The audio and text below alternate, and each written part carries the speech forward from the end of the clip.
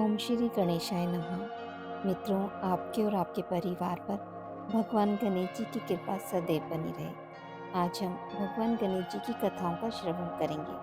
पहली कथा अनुसार एक समय की बात है कि विष्णु भगवान का विवाह लक्ष्मी जी के साथ निश्चित हो गया। विवाह की तैयारी होने लगी। सभी देवताओं को निमंत्रण भेजे गए, परंतु गणेश जी को निमंत्रण नहीं दिया। कारण जो भी रहा हो, अब भगवान विष्णु की बारात के जाने का समय आ गया। सभी देवता अपनी पत्नियों के साथ विवाह समारोह में आ गए। उन सब ने देखा कि गणेश जी कहीं दिखाई नहीं दे रहे हैं।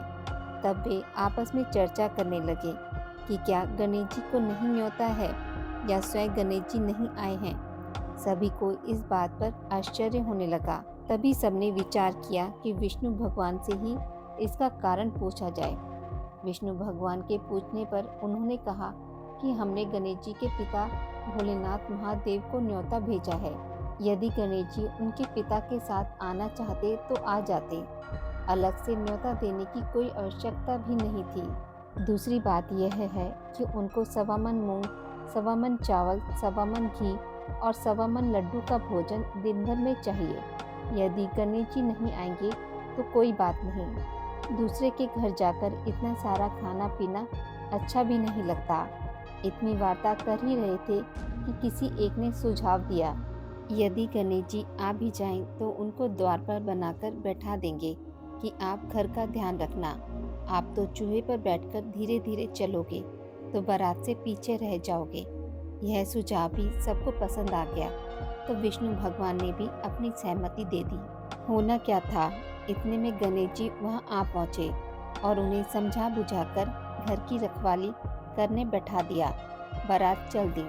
तब नारद जी ने देखा कि गणेश जी तो दरवाजे पर ही बैठे हुए हैं, तो वे गणेश जी के पास गए और रुकने का कारण पूछा। गणेश जी कहने लगे कि विष्णु भगवान ने मेरा बहुत अपमान किया है। नारद जी ने कहा कि आप अपनी मूषक सेना को आगे भेज दें तो वह रास्ता खोद देगी, जिससे उनके वाहन धरती में धंस जाएंगे। तब आपको सम्मान पूर्वक बुलाना पड़ेगा। अब तो गणेश जी ने अपनी मूषक सेना आगे भेज दी और मूषक सेना ने जमीन पौली कर दी।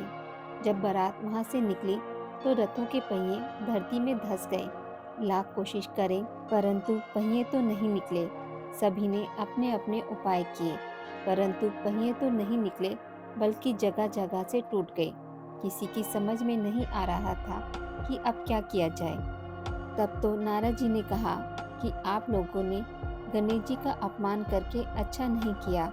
यदि उन्हें मनाकर लाया जाए तो आपका कार्य सिद्ध हो सकता है और यह संकट टल सकता है। शंकर भगवान ने अपने दूत नंदी को भेजा और वो गणेश जी को लेकर आए। गणेश जी का आदर सम्मान के साथ पूजन किया। तब कहीं रथ के पहिए निकले। अब रथ के पहिए निकल तो गए, परंतु वे टूट फूट गए, तो उन्हें सुधारे कौन। पास के खेत में खाती काम कर रहा था। उसे बुलाया गया। खाती अपना कार्य करने के पहले श्री गणेशाय नमः कहकर गणेश जी की वंदना मन ही मन में करने लगा। देखते ही देखते खाती ने सभी पहियों को ठीक कर दिया। तब खाती कहने लगा कि हे देवताओं, आपने सर्वप्रथम गणेश जी को नहीं मनाया होगा और ना ही उनका पूजन किया होगा, इसलिए तो आपके साथ यह संकट आया है। हम तो मूर्ख अज्ञानी हैं, फिर भी पहले गणेश जी को पूजते हैं, उनका ध्यान करते हैं। आप लोग तो देवतागण हैं, फिर भी आप गणेश जी को कैसे भूल गए। अब आप लोग भगवान श्री गणेश जी की जय बोलकर जाएं, तो आपके सब काम बन जाएंगे और कोई संकट भी नहीं आएगा। ऐसा कहते हुए बारात वहां से चल दी और विष्णु भगवान का लक्ष्मी जी के साथ विवाह संपन्न करा के सभी सकुशल घर लौट आए। दूसरी कथा अनुसार एक बुढ़िया थी। वह बहुत ही गरीब और अंधी थी। उसके एक बेटा और एक बहू थे। वह बुढ़िया सदैव गणेश जी की पूजा किया करती थी। एक दिन गणेश जी प्रकट होकर उस बुढ़िया से बोले, बुढ़िया माँ, तू जो चाहे सो मांग ले। बुढ़िया बोली, मुझे तो मांगना नहीं आता, कैसे और क्या मांगूं। तब गणेश जी बोले, अपने बेटे बहू से पूछकर मांग ले। तब बुढ़िया अपने बेटे बहू से कहा, गणेश जी कहते हैं तू कुछ मांग ले, बता मैं क्या मांगूं? पुत्र ने कहा, माँ तू धन मांग ले। बहू से पूछा तो बहू ने कहा, नाती मांग ले। तब बुढ़िया ने सोचा कि ये तो अपने अपने मतलब की बात कह रहे हैं। अतः बुढ़िया ने अपनी पड़ोसिनों से पूछा तो उन्होंने कहा, बुढ़िया तू तो थोड़े दिन जिएगी, क्यों तू धन मांगे और क्यों तू नाती मांगे? तू तो अपनी आंखों की रोशनी मांग ले, जिससे तेरी जिंदगी आराम से कट जाए। सभी लोगों से बात करने के बाद बुढ़िया माई गन्नी जी से बोली, यदि आप प्रसन्न हैं तो मुझे 9 करोड़ की माया दे, निरोगी काया दे, अमर सुहाग दे और अंत में मोक्ष दे। यह सुनकर तब गणेश जी बोले, बुढ़िया माँ तूने तो हमें ठग लिया, फिर भी जो तुमने मांगा है वचन के अनुसार सब तुझे मिलेगा। और यह कहकर गणेश जी अंतर ध्यान हो गए। उधर बुढ़िया माँ ने जो कुछ मांगा वह सब कुछ मिल गया। गणेश जी महाराज, जैसे आपने बुढ़िया माँ को सब कुछ दिया वैसे सबको देना। तीसरी कथा अनुसार एक गांव में एक विधवा अपनी बहू के साथ रहती थी। उसकी बहू मंद बुद्धि थी, जो अपनी भूख बर्दाश्त नहीं कर पाती थी और हमेशा खाने के लिए उतारू रहती थी। वह सबसे पहले उठकर खाना खाती थी, फिर घर के बाकी काम किया करती थी। एक दिन विधवा ने अपने घर में पूजा करवाने का सोचा, लेकिन वह थोड़ी परेशान थी, क्योंकि उसकी बहू अगली सुबह उठते ही खाना खाने के लिए दौड़ेगी और पूजा के लिए बनाए गए पकवान को झूठा कर देगी।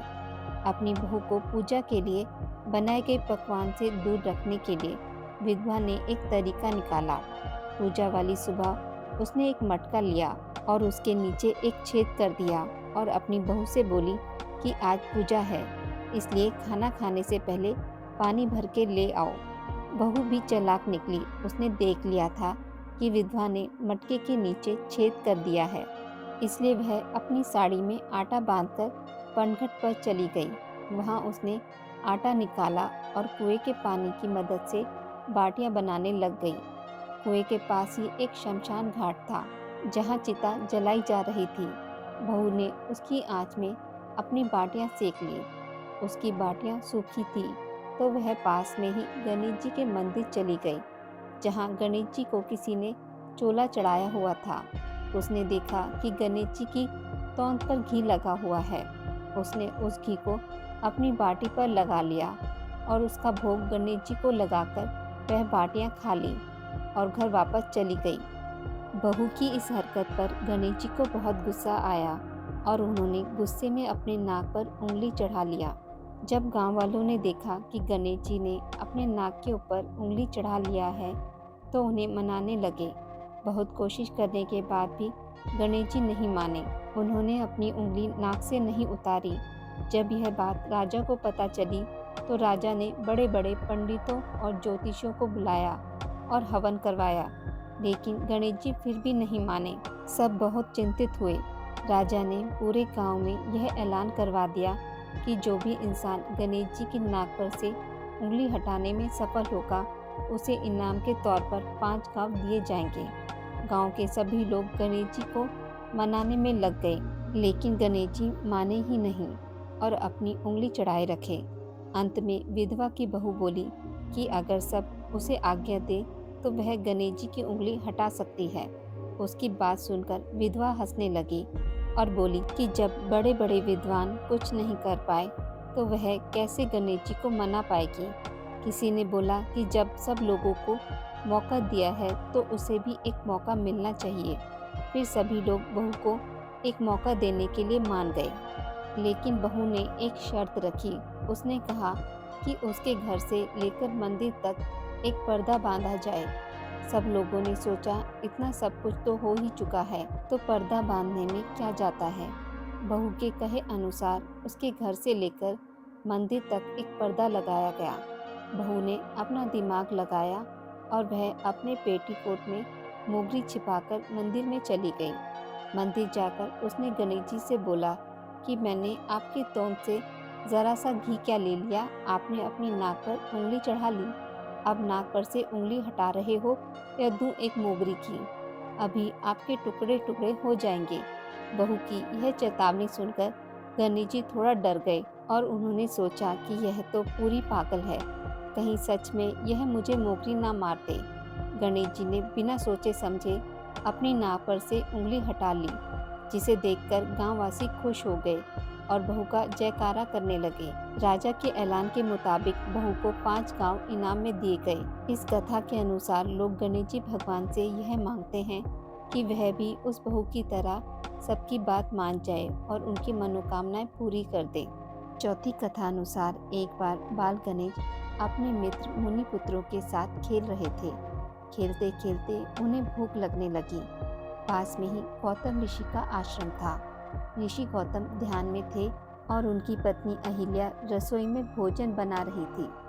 गणेश जी आश्रम में गए और अहिल्या का ध्यान बढ़ते ही रसोई से सारा भोजन चुरा कर ले गए और अपने मित्रों के साथ खाने लगे। तब अहिल्या ने गौतम ऋषि का ध्यान भंग किया और बताया कि रसोई से भोजन गायब हो गया है। ऋषि गौतम ने जंगल में जाकर देखा तो गणेश जी अपने मित्रों के साथ भोजन कर रहे थे। गौतम ऋषि उन्हें पकड़कर माता पार्वती के पास ले गए। माता पार्वती ने चोरी की बात सुनी तो गणेश जी को एक कुटिया में ले जाकर बांध दिया। उन्हें बांधकर माँ पार्वती कुटिया से बाहर आ गई। उन्हें आभास होने लगा जैसे गणेश जी उनकी गोद में हैं, लेकिन जब देखा तो गणेश जी कुटिया में बंधे दिखे। माता काम में लग गई। उन्हें थोड़ी देर बाद फिर आभास होने लगा जैसे गणेश जी शिव गणों के साथ खेल रहे हैं। उन्होंने कुटिया में जाकर देखा तो गणेश जी वहीं बंधे दिखे। अब माता को हर जगह गणेश जी दिखने लगे, कभी खेलते हुए, कभी भोजन करते हुए और कभी रोते हुए। माता ने परेशान होकर फिर कुटिया में देखा तो गणेश जी आम बच्चों की तरह रो रहे थे। वे रस्सी से छूटने का प्रयास कर रहे थे। माता को उन पर अधिक स्नेह आया और दयावश उन्होंने उन्हें मुक्त कर दिया। पांचवी कथा अनुसार एक बार भगवान शिव के मन में एक बड़े यज्ञ के अनुष्ठान का विचार आया। विचार आते ही वे शीघ्र यज्ञ प्रारंभ करने की तैयारियों में जुट गए। सारे गणों को यज्ञ अनुष्ठान की अलग अलग जिम्मेदारियां सौंप दी गई। सबसे बड़ा काम था सारे देवताओं को यज्ञ में आमंत्रित करना। आमंत्रण भेजने के लिए पात्र व्यक्ति का चुनाव किया जाना था, जो समय रहते सभी लोकों में जाकर वहां के देवताओं को ससम्मान निमंत्रण दे आए। ऐसे में किसी ऐसे व्यक्ति का चयन किया जाना था जो तेजी से जाकर ये काम कर दे। लेकिन भगवान शिव को ये भी डर था कि कहीं आमंत्रण देने की जल्दी में देवताओं का अपमान न हो जाए, इसलिए उन्होंने इस काम के लिए गणेश जी का चयन किया। गणेश जी बुद्धि और विवेक के देवता हैं। वे जल्दबाजी में भी कोई गलती नहीं करेंगे। ये सोचकर शिव जी ने गणपति जी को बुलाया और उन्हें समस्त देवी देवताओं को आमंत्रित करने का काम सौंपा।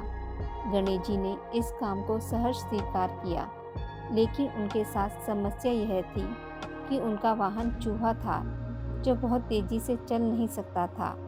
गणेश जी ने काफी देर तक चिंतन किया कि किस तरह सभी लोकों में जाकर आदर पूर्वक सारे देवताओं को यज्ञ में शामिल होने का आमंत्रण दिया जाए। बहुत विचार के बाद उन्होंने सारे आमंत्रण पत्र उठाए और पूजन सामग्री लेकर ध्यान में शिव जी के सामने बैठ गए। गणेश जी ने विचार किया कि यह तो सत्य है कि सारे देवताओं का वास भगवान शिव में है। उनको प्रसन्न किया तो सारे देवता प्रसन्न हो जाएंगे। ये सोचकर गणेश जी ने शिव जी का पूजन किया और सारे देवताओं का आवाहन करके सभी आमंत्रण पत्र शिव जी को ही समर्पित कर दिए। सारे आमंत्रण पत्र देवताओं तक स्वतः पहुंच गए और सभी यज्ञ में नियत समय पर पहुंच गए। इस तरह से गणेश जी ने एक मुश्किल काम को अपनी बुद्धिमानी से आसान कर दिया।